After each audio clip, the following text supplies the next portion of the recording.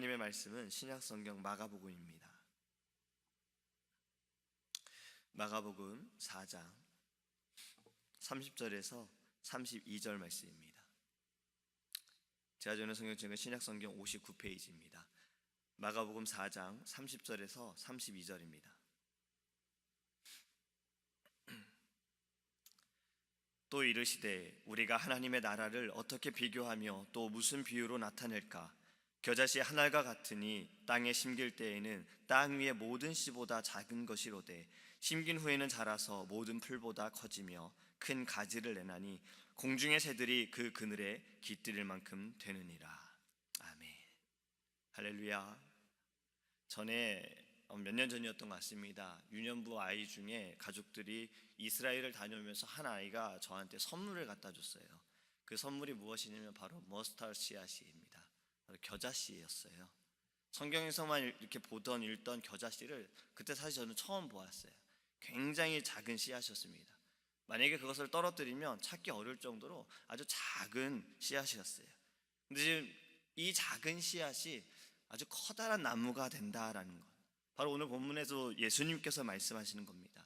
이 작은 씨앗이 나중에는 큰 나무가 되고 새들이 그곳에 자신들의 안식처인 둥지를 틀고 만들 정도로 큰 나무가 된다라는 겁니다.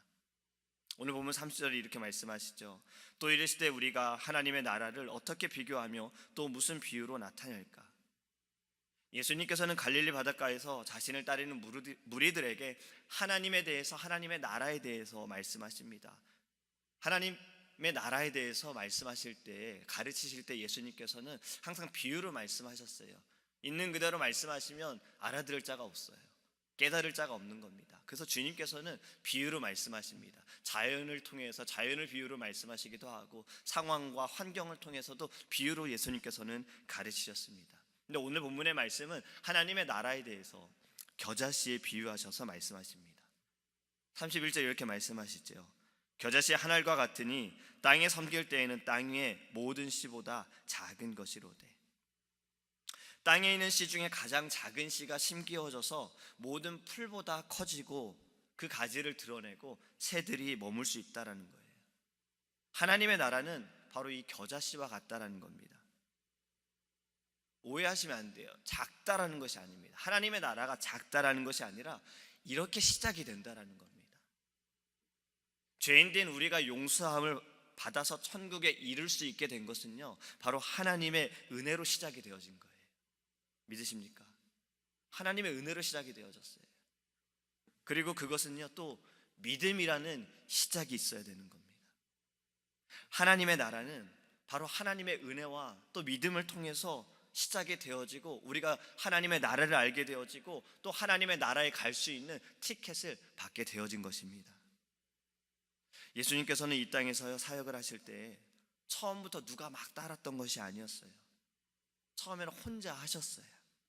그러다가 물고기를 낚는 사람들을 부르시고 그들을 만나서 나를 따르라, 너희를 사람을 낚는 어부가 되게 하리라. 또 가시다가 예수님께서는 다른 제자들을 부르시고 또 다른 제자를 부르셔서 12명의 제자를 세우십니다. 그 12명은요 또 다른 이들에게 자신들이 예수님으로부터 들었던, 배웠던, 또 보았던 하나님의 나라에 대해서, 예수 그리스도에 대해서 그들은 전파하면서 이것이 점점 늘어나게 되어지는 거예요. 처음에 혼자 하셨던 것이 12명, 그것이 늘어나게 되어지는 것. 여러분, 우리의 교회의 역사도 어떻습니까? 우리의 교회 역사가 처음부터 많은 숫자로 시작하지 않았잖아요. 작은 가정을 통해서 8가정, 이 가정을 통해서 점점 사람들이 모이게 되어졌어요. 여러분, 시작은 미약할지라도 심히 나중은 창대하리라 라는 하나님의 말씀을 기억하기 원합니다. 작은 불꽃이 큰 불이 되는 것처럼 작은 씨가 땅에 묻혀야 나무가 될 수 있어요. 우리가 이 말씀을 통해서 우리의 모습을 돌아보아야 합니다. 우리도 바로 겨자씨가 되어야 해요. 나의 말과 행동으로 누군가의 미래를 바꿔놓을 수도 있습니다. 그렇기 때문에 때로는 내 감정대로 행하는 것이 위험할 수도 있어요. 내 감정에 못 이겨서 내가 그냥 뱉은 말이, 내가 하는 행동이 누군가에게 상처를 줄 수도 있고 누군가를 죽일 수도 있어요. 또 다르게 생각하면요, 반대로 생각하며 또 나의 말이 누군가를 살릴 수도 있어요. 나의 작은 말이 당신을 위해 기도하겠습니다, 이 말이 그에게는 큰 위로가 되어지고 힘이 되어줄 수도 있는 거예요. 그래서 우리는요, 나의 작은 것도 우리는 다 하나님께 맡겨드려야 되는 겁니다. 하나님, 내 입술을 주장하소서. 하나님, 나의 행함을 주장하소서. 나의 작은 믿음이 하나님께 영광이 되게 하소서. 나의 작은 섬김이 하나님 큰 부흥이 되게 하소서. 여러분, 우리는요, 오늘 하루를 살아가면서 누군가를 만날지 모릅니다. 우리는 누군가를 만날 때 우리는 주일날 목사님께 받은 그 말씀을 기억하면서 그 은혜를 나누어 보세요. 서로 사랑하라. 여러분, 우리가 그냥 받은 은혜, 우리가 들은 이 말씀을 우리가 증거할 때, 나타낼 때 역사하시는 분은 성령님이십니다. 성령께서 그 마음을 주장하시고 움직이셔서 우리가 받은 동일한 은혜보다 더 큰 은혜를 받을 수도 있고, 또 그를 통해서 하나님은 일하실 수 있습니다. 그렇기 때문에 우리는요, 절대 작은 것을 소홀히 해서는 안 되는 거예요. 우리는 작은 것에도 마음을 다해야 하는 거예요. 섬김에 작고 큰 것이 있습니까? 그것은 우리의 기준이잖아요. 하나님의 기준에서, 하나님의 눈에서는요, 그 모든 섬김은 하나님께 영광이 되어지는 겁니다. 우리의 작은 입술로 우리의 복음을 증거하는 것도 하나님께서는 크게 사용하실 줄 믿습니다. 미국 필라델피아에 이런 일이 있었더라고요. 어떤 교회 주일 학교 어린이들이 숫자가 갑자기 너무 많아진 거예요. 우리 교회도 그러기를 기도합니다. 너무 많아지는 거예요. 아이들이 너무 많아져서 공간이 좁아졌어요. 근데 숫자가 많아지다 보니까 한 어린 여자아이가 소외가 됐어요. 점점 아이들이 많아져서요. 교실이 너무 비좁은 거예요. 그래서 좀 아이들을 위한 건물을 지어야겠다, 이런 생각을 했습니다. 근데 이 아이가요, 이 소녀가 페니를 한 푼 두 푼 모았어요. 근데 동전을 모은 지 2년 만에 이 소녀가 갑자기 죽었습니다. 근데 그 2년 동안 모았던 사람들은요, 이 아이에 대해서 관심도 없었거든요. 근데 유품을 정리하다 가족들이 그 아이의 지갑에서 펜이 57개와 조그만 종이 쪽지 한 장을 발견했어요. 그 종이 쪽지에 이렇게 써 있었어요. 교회가 더 큰 주일학교 교실을 지을 수 있도록 도움이 되고 싶어서 아이가 페니를 모았던 겁니다. 이 이야기를 목사님께서 듣고 설교 시간에 이 이야기를 하셨어요. 이 아이에 대해서. 이 소녀의 이야기가 많은 교인들에게 감동을 주었고, 교인 가운데 부동산을 하시는 분이 은혜를 받고서 자기 땅을 선뜻 기증하셨어요. 이 땅은 그분이 딱 57페니만 받았습니다. 왜냐면 그 소녀가 나한테 산 겁니다 라고 이렇게 하신 거예요. 그리고 이 이야기가요, 미디어를 통해서 필라델피아 전 지역에 퍼졌어요. 그래서 사람들이 모금을 하기 시작했습니다. 그래서 큰 교회가 지어졌어요. 3,300명이 앉을 수 있는 성전과 교실이 지어지게 된 겁니다. 이 소녀의 감동적인 이야기가 지금도 템플 대학교와 선한 사마리아인 병원에 가면요, 한 방에 벽에 57페니를 모은 소녀의 사진이 걸려 있다고 합니다. 하나님의 나라는요, 큰 것으로 시작되는 것이 아닙니다. 바로 이 작은 섬김으로 시작이 되는 거예요. 이 지극히 작은 것에서부터 하나님의 나라는 소리 없이 시작되는 것입니다. 하나님의 아들이신 예수 그리스도께서도 처녀의 태 속에 들어갈 만큼 낮아지시고 작아지셔서 이 땅에 오심으로 하나님의 나라가 시작되지 않았습니까? 하나님의 예수 그리스도의 그 모습을 통해서 우리가 구원받지 않았습니까? 여러분, 우리는요, 아무것도 아닌 것처럼 보일지라도, 아무리 작은 것일지라도 우리는 소홀히 대하지 않기를 원합니다. 오늘 말씀처럼 하나님의 나라는 아주 겨자씨 하늘과 같은 것입니다. 저는 이 말씀을 준비하면서요, 제 조카가 생각이 났어요. 우리 지난 수요일날 처음으로 불렀던 찬양 있지요. 꽃들도 구름도 바람도 넓은 바다도. 사실 이 찬양 제가 조카한테 배운 겁니다. 2년 전에 이제 제 결혼 때문에 방문했었잖아요. 그리고 이제 가족들이 여행을 가는데 이 찬양을 계속 부르는 거예요. 제 귀에 계속 들렸거든요. 물론 혼자 부른 건 아니고 장인 어른하고 둘이서 계속 이 노래를 불렀어요. 전 처음 들었거든요. 너무 좋다. 근데 이 아이에 대해서 이야기를 들어보니까요, 이 아이는 아이들 찬양보다 어른들 찬양을 더 좋아한다고 합니다. 그래서 주일날도 자기 어린이 예배를 드리고 점심을 먹고 청년 예배 들어간대요. 청년 예배를 들어가서 바로 맨 앞에 앉아가지고 열심히 찬양을 해요. 그리고 목사님 나오셔서 설교할 때 이제 나간대요. 어머니가 되게 민망하대요, 제 동생이. 왜냐면은 뒤에 앉아있다 나가면 몰라도 왜 하필 맨 앞에 앉아있다가 찬양 딱 끝나면 설교할 때 쑥 자기 당당하게 걸어 나간다고. 근데 제가 이 아이를 통해서 그 찬양을 배웠습니다. 사실 한 곡이 더 있어요. 두 찬양인데 지금 그 제목은 생각이 안 나요. 이 아이가 제가 한국에서 이제 또 결혼식을 했잖아요. 벌써 1년이 됐습니다. 이번 주일날이.